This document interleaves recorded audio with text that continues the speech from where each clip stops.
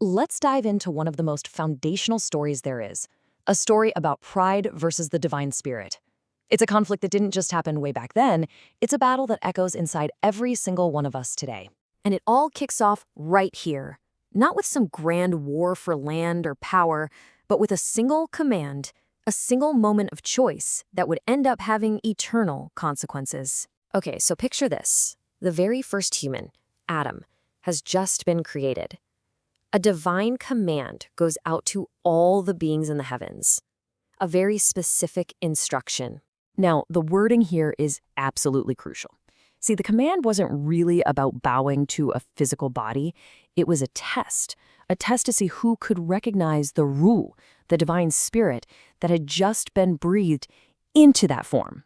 And, the response was almost universal. Every single angel got it, they obeyed, they recognized the command for what it was, but there was one holdout. One single pivotal refusal from a being we know as Iblis. So what was his deal? Why did he refuse?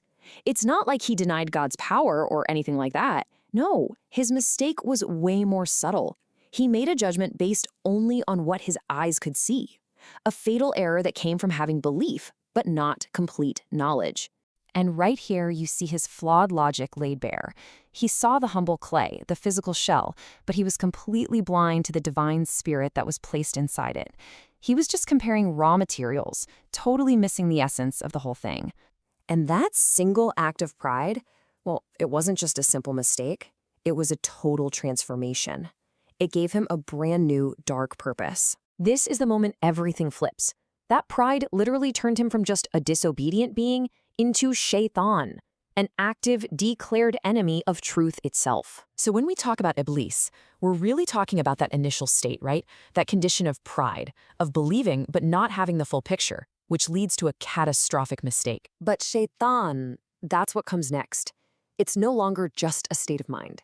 It becomes a full-blown mission to actively fight against the very divine spirit he failed to acknowledge in the first place. And he doesn't hide it either. He lays his mission out for all to see.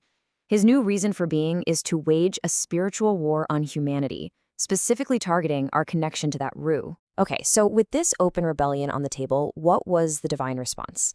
You might think immediate destruction, right? But no, the plan was much more intricate, a subtle and powerful long-game strategy. The countermove, a chosen lineage. Now, this isn't about favoritism. Think of it as a divine strategy to create a protected channel, a bridge of light, to carry and safeguard that precious Ruh through the generations. And you can actually trace this path of light. It flows from Adam, through the great prophets, this lineage acting as a conduit, making sure that the very spirit Iblis rejected wasn't just preserved, but was actually passed down and strengthened through time. And this whole prophetic chain, it all builds up to the ultimate answer to Shaitan's original flawed argument. This really boils the whole conflict down to its essence. Shaitan's rebellion was built on a lie, that one material, fire, is better than another, clay. The divine plan was designed to prove a much deeper truth, that the divine spirit, the Ruh, is superior to all matter. Period. And this was the ultimate proof. The divine spirit, working through the very medium Iblis looked down on, humble flesh, was more than powerful enough to conquer the darkness that came from his fiery arrogance. And that's how you get this incredible concept, light upon light. It's the original light of the Spirit, now amplified by the light of divine revelation coming through the prophets. It creates a spiritual reality that is just undeniable. Okay, so this is a huge, cosmic story, but why should it matter to you and me right now?